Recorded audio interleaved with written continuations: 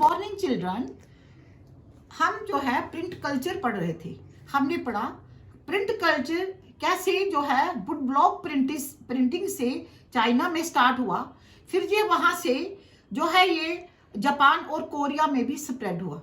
Japan और Korea में भी जो है ये वुड ब्लॉक प्रिंटिंग आरंभ हो गई। वहां पर ये प्रिंटिंग सिर्फ बुक्स तक ही लिमिटेड नहीं थी, अब वहां पे ये टेक्सटाइल के ऊपर, प्लेइंग कार्ड्स के ऊपर भी ये प्रिंटिंग होने लगी। अब बच्चों ये प्रिंटिंग जो थी ये यूरोप में भी फैली। अब हाँ, आज हम पढ़ेंगे प्रिंट कम्स टू यूरोप कि जो है ये यूरोप में ये प्रिंट कल्चर कैसे आरंभ हुआ।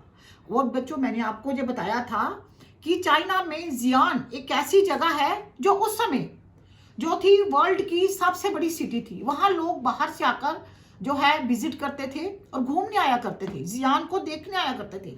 ऐसे ही चाइना में जो है ये यूरोप से मार्को पोलो जो थे यूरोप में आए, बहुत देर यूरोप में रहे और इन्होंने जो था 1295 में इन्होंने ये मैन्युस्क्रिप्ट, हाथ से लिखे जाने वाला, हाथ के साथ जो प्रिंट करने का ये जो सिस्टम था, ये मेथड था, ये यूरोप में लेकर गए।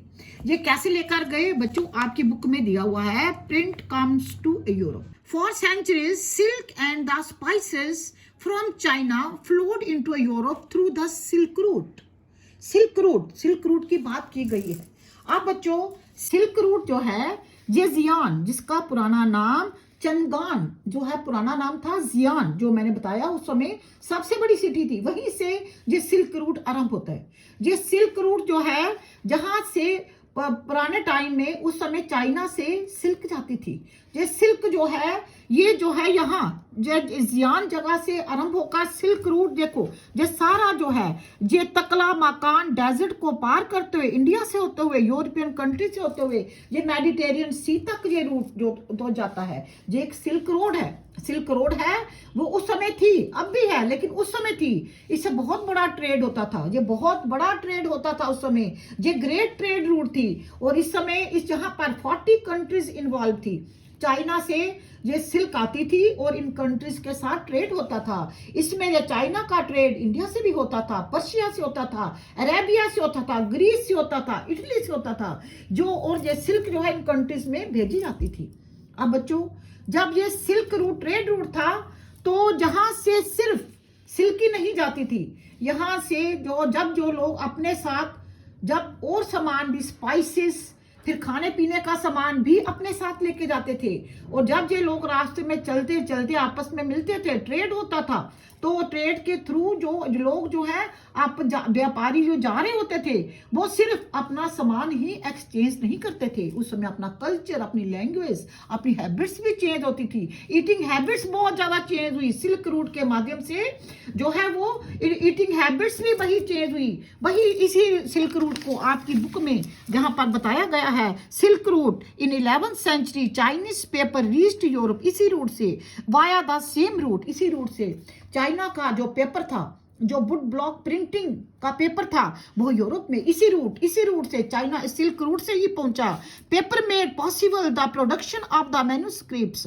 अब जो पेपर वहां क्या पहुंचा यूरोप में, वहां पे भी उन्होंने मैन्युस्क्रिप्ट्स तैयार किए। उन्होंने भी ब्लॉक प्रिंटर से जो है हाथ से लिखी हुई बुक्स वगैरह और जो है बुक्स और चीजें जो थी वो अपनी तैयार करना शुरू हुए और इससे केयरफुली जो है उसको बनाया जाता था। वुड ब्लॉक प्रिंटिंग यूरोप में स्टार्ट करने का क्रेडिट जो है मार्को पोलो को जाता है। 1295 Marco Polo great explorer return to Italy after many years of exploration in the China में रहकर उसने इसको एक्सप्लोर किया और इसको देखा और इसने जो है 1295 में ये मार्को पोलो इटली में इस कल्चर को लेकर आया और जहां पर आकर इसने, जहां पर जो है बहुत बड़ी जो बुक्स जो थी वो प्रिंट होनी शुरू हो गई वुड ब्लॉक्स के ऊपर। जल्दी ही ये टेक्नोलॉजी जो थी यूरोप के और भागों में भी फैल गई और बड़े जो अमीर लोग होते थे, जो लग्जरियस लाइफ अपनी बड़ी जो शान शौकत की जिंदगी जीते थे, वो तो पसंद करने लगे कि उनका जो मैन्युस्क्रिप्ट्स हैं, जो हाथ से लिखा हुआ है, ये सारा जो वेलम के ऊपर होना चाहिए। वेलम हो गया, ये लिखा हुआ है vellum, parchment made from the skin of the animals, जो एनिमल्स की स्किन के ऊपर, आप चमड़ा भी कह सकते हो, उसके ऊपर वेल फिनिश जो है एनिमल स्किन, उसके ऊपर जो लिखा होना चाहिए, और उसको बड़ी शान के साथ लेते और पढ़ते।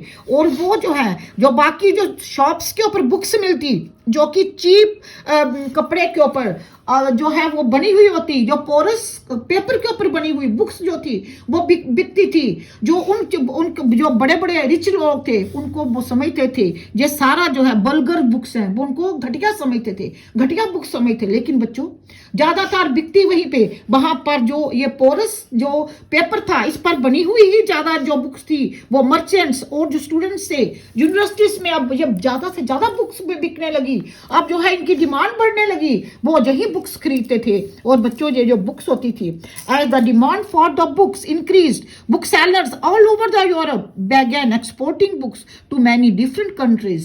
अब अलग अलग देशों में भी बुक्स भेजी जाने लगी। पहले बच्चों जब ये मैन्यूस्क्रिप्ट्स तैयार होते थे, तो इनको मैन्यूस्क्रिप्ट्स को तैयार करवाने के लिए बड़े बड़े वेल्दी लोग और इन्फ्लुएंशियल जो थे वो लोग जो थे वो इनको अपना ऑर्डर देते थे, बुक्स बनवाते थे।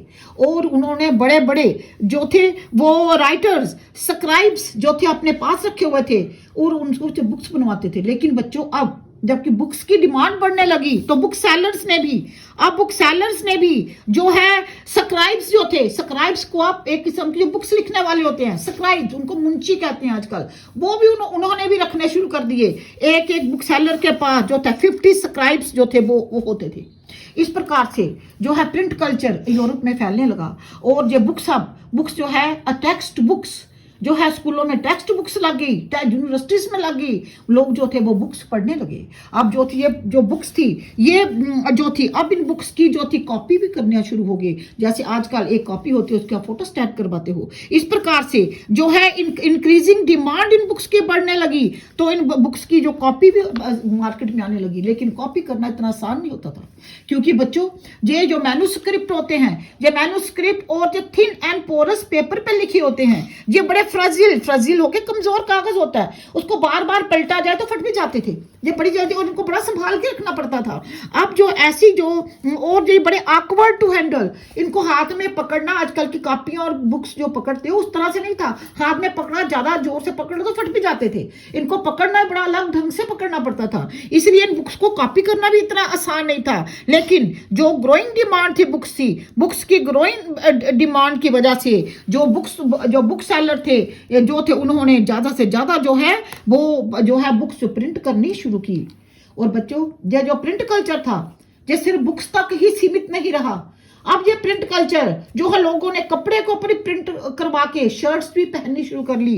ये जो है टेक्सटाइल के ऊपर ये प्रिंट आने लगा। ये जो है ये प्लेइंग कार्ड्स के ऊपर जो है वो प्रिंट जो होने लगे, और जो रिलीजियस पिक्चर्स के ऊपर, जैसे आजकल आप देखते हो रिलीजियस बुक्स हैं, साथ साथ में बड़े बड़े सेंट्स की, गॉड्स की पिक्चर्स होती हैं। वैसे जो है रिलीजियस बुक्स के ऊपर भी जो है ये पेंटिंग्स और इलिस्ट्रेशंस, पेंटिंग्स और जो है उनके बारे में जो बड़े बड़े जो बुक्स हैं, रिलीजियस बुक्स हैं, वो प्रिंट में आने लगी।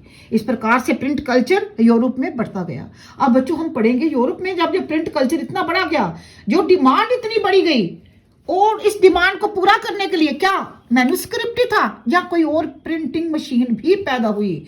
आज आपके पास, आज आप मार्केट में जाते हो, कोई भी सामान खरीदते हो, आप जब एक शॉपकीपर को अपने कार्ड से पेमेंट करते हो, आपको एक प्रिंटिंग स्लिप आती है कि आपके कितने पैसे डिडक्ट हो गए। ये प्रिंट कल्चर जहां तक पहुंचा हुआ है, आप कहीं भी जाते हो, कोई आपके घर बिजली का बिल ही आता है, वो भी प्रिंटेड फॉर्म में आता है। ये प्रिंट कल्चर जहां जो मैन्यूस्क्रिप्ट से आरंभ हुआ था जहां तक पहुंच गया, इस जहां तक पहुंचने के लिए किसका योगदान है? कौन ऐसा था कि जिसने ऐसी कोई प्रिंटिंग मशीन बनाई, जिसने जो प्रिंटिंग मशीन को बनाया और जहां तक इस प्रिंट कल्चर को पहुंचाया। ये बच्चों हम कल पढ़ेंगे। Thank you students.